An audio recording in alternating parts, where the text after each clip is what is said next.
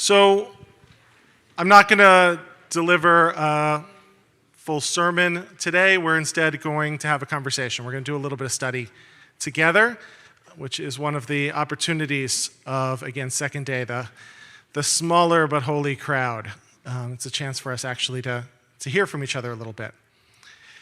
These last 36 hours and the days which are to come are so packed with prayer.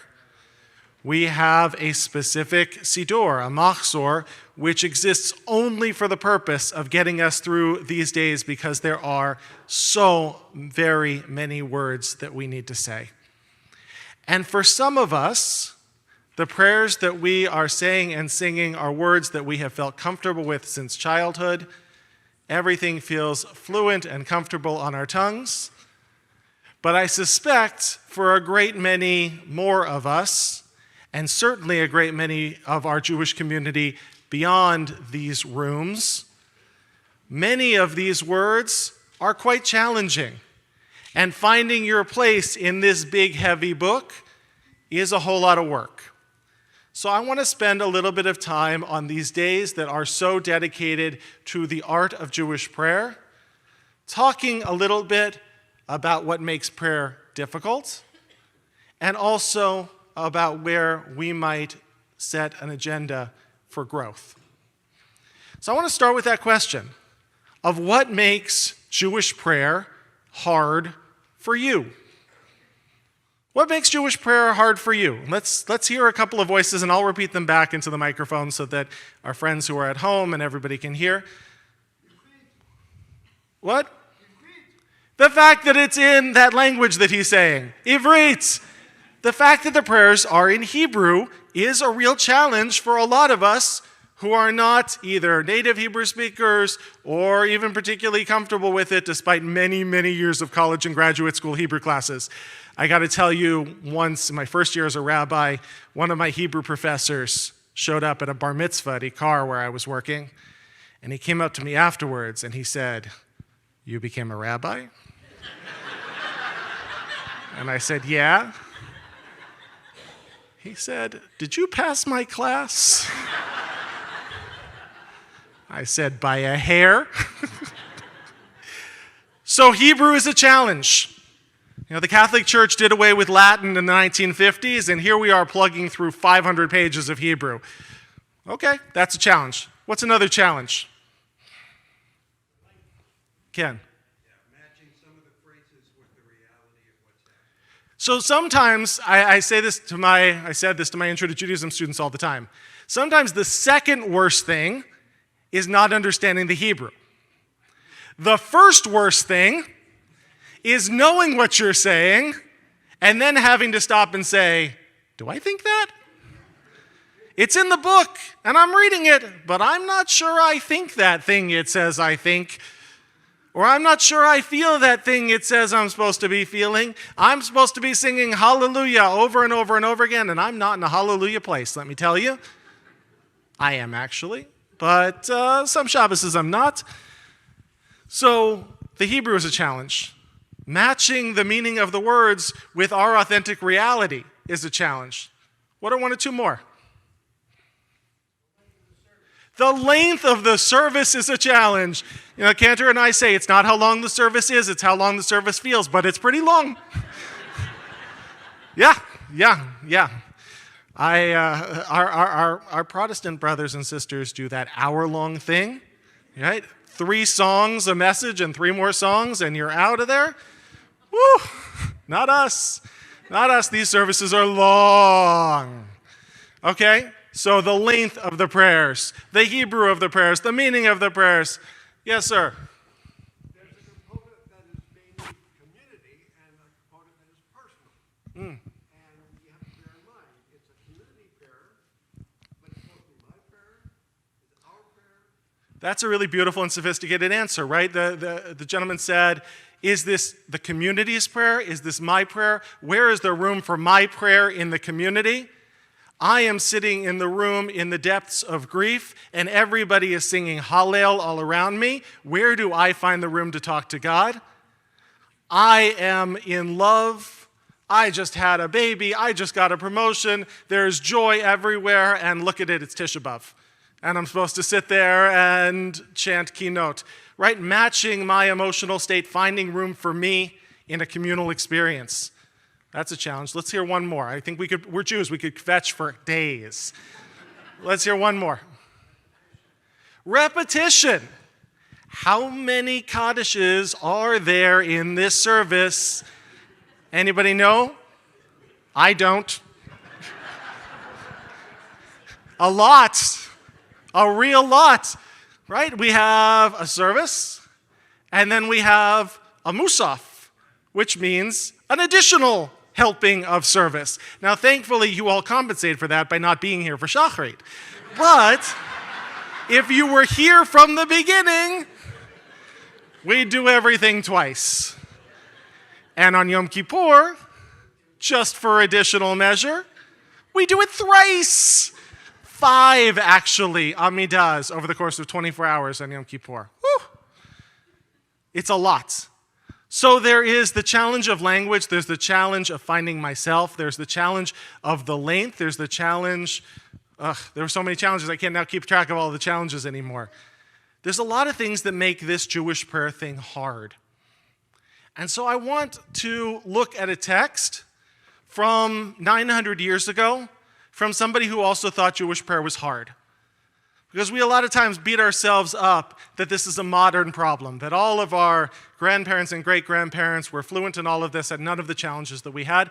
This text is older than all of our great-grandparents and great-great-grandparents, and it comes from a writer who was challenged by all of the things, I imagine, and more that we've already named. This comes from Rabbi Yehuda HaChassid, written in 12th century Germany, and it begins like this. There was a young shepherd who was unable to recite the Hebrew prayers. The only way in which he worshipped was, Rabbeinu Shel Olam, Master of the world. You know that if you had sheep and gave them to me to tend, though I take wages for tending from all others, from you I would take nothing because I love you. Here's this young shepherd boy who says to God, God, I love you so much, I would watch your sheep for free. We've heard stories like this before. There's a Hasidic tale of the boy who whistles, and the Rabbi says, stop whistling, or the congregation says, stop whistling, and the Rabbi says, no, the whistling is what's cutting directly into heaven. All of your words aren't getting through, but the whistling, that's getting through. There's another story of the boy who sits and recites the Aleph Bet Gimel Dalet Hey, Aleph Bet Gimel Dalet Hey, and says to himself, I don't know the prayers, but God, here are the letters, you put them together into the prayers. Interestingly, in all of the examples that I could find, it's always a boy. And so I think that also raises the question of all of those many, many generations and centuries of women who were not brought into the language of prayer, who were not taught in the same way that their brothers or their sons would be, and so who were left to come up with their own prayers, or perhaps find their voices silenced. Here's a young shepherd who says, I don't have much, and I don't know the words in the book, but God, I'd watch your sheep for free. It's sweet, right? One day, a learned man, passes by and hears the shepherd make his offer and shouted at him, Fool, do not pray that way. What's this guy doing? What's this rabbi doing? He hears the shepherd making his prayer and he shouts at him, Fool, don't pray this way. He's undermining him. Say more.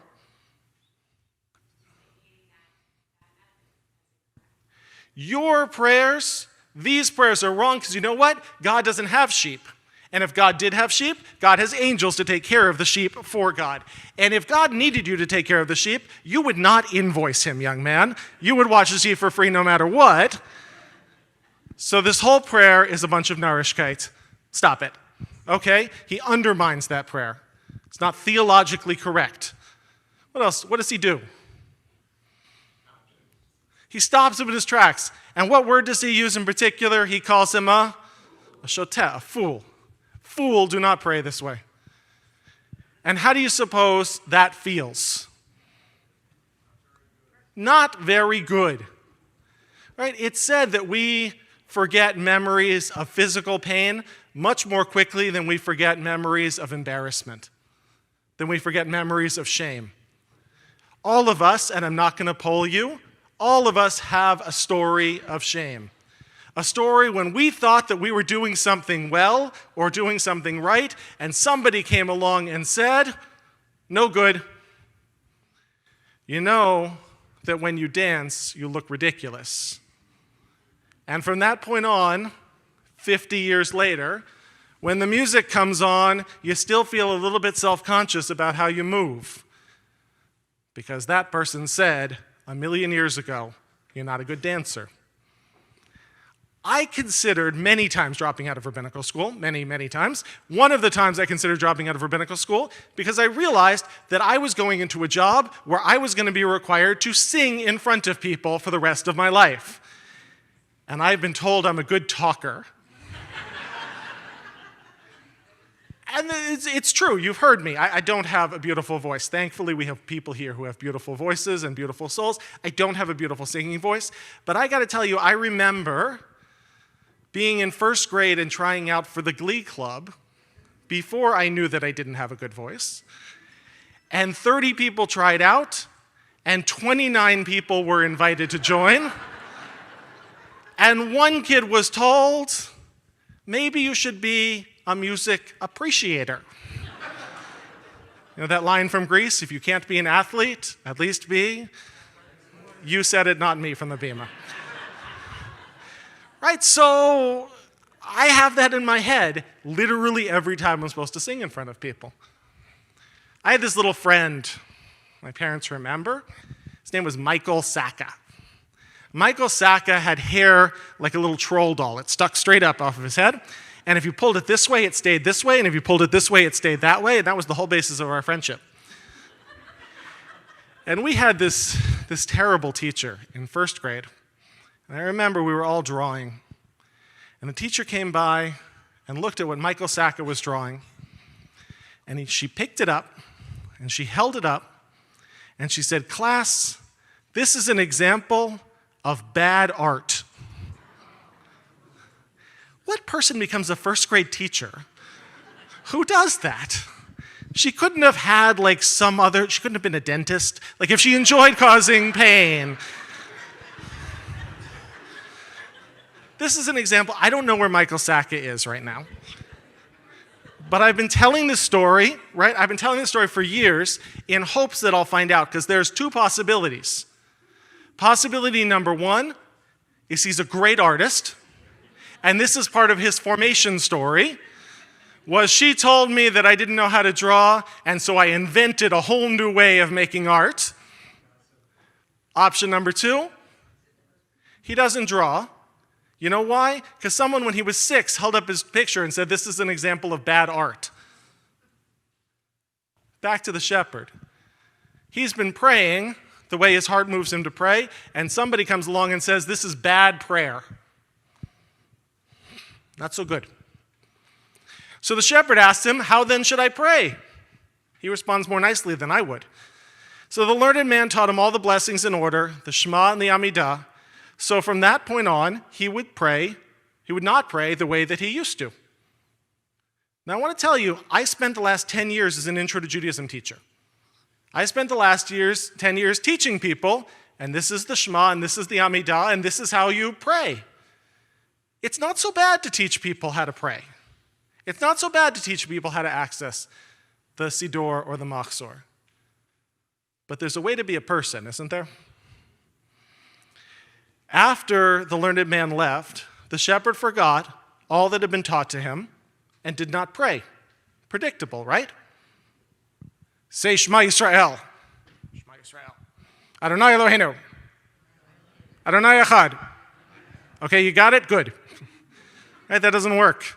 It's not actually, he didn't learn it. He didn't learn it in that moment. And then even worse, he was even afraid to say what he had been accustomed to saying. because the learned man had told him not to. I led a Birthright Trip once, my first year, second year out of rabbinical school. I was curious to see what Birthright was all about. I didn't participate in it myself, so I led a trip. And we took them down south, and we took them up north, and they rode on camels, and they clubbed in Tel Aviv, and did all of the birthrighty things. And then at the culmination of the trip, we went to Jerusalem. And at the culmination of our time in Jerusalem, we went to the Western Wall.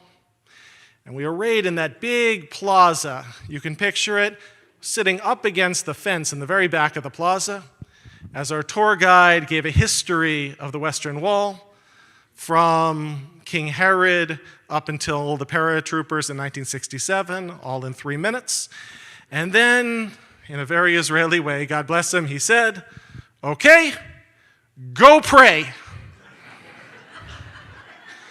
And I had brought 40, 20-somethings halfway around the world. We had been through this whole adventure together, and here we were, and you want to know what? Not one of them stood up. Not one of them stood up to pray. They just sat there. And the tour guide said again, "Okay, go pray." Nothing. And so he looked at me, and he said, "Rabbi, your problem." So I stood up in front of the group, and I said, "Why? Why? We've come all this way. We're here at this moment. Why don't you want to go pray?" And I'll never forget this. There was one guy who raised his hand, and he pointed down toward the wall. It's a group of Hasidim in long coats and big hats, even though it was 105 degrees out, praying. And he pointed and he said, "You see that? Yeah, I don't know how to do that. So I'll stay here." And one by one, all of them started nodding. Yeah, I don't know how to do that. I don't know how to do that. So I'm good. I'll stay here. And it broke my heart. It broke my heart because here was a group of 40 gorgeous Jewish kids who all believed that they weren't allowed to have a spiritual life if they didn't know the words in the book. If they didn't know when to stand and when to sit and when to bow, that their prayers wouldn't be listened to, that they would embarrass themselves. They were taught to be mute somewhere along the way. One night, the learned man had a dream, and in it he heard a voice. "If you don't tell the shepherd to say what he was accustomed to saying, know that misfortune will overtake you, for you have robbed me of one of my most precious blessings." God gets involved. And God says, "You did wrong. You took away something that really deeply mattered to me." At once the learned man went to the shepherd and said, "What prayer are you now making?" And the shepherd answered, "None, because I forgot what you told me, and you forbade me to say if you had sheep." Then the learned man told him what he had dreamed and said, "Please say what you used to say. Behold, here is a person who has neither Torah nor eloquent words.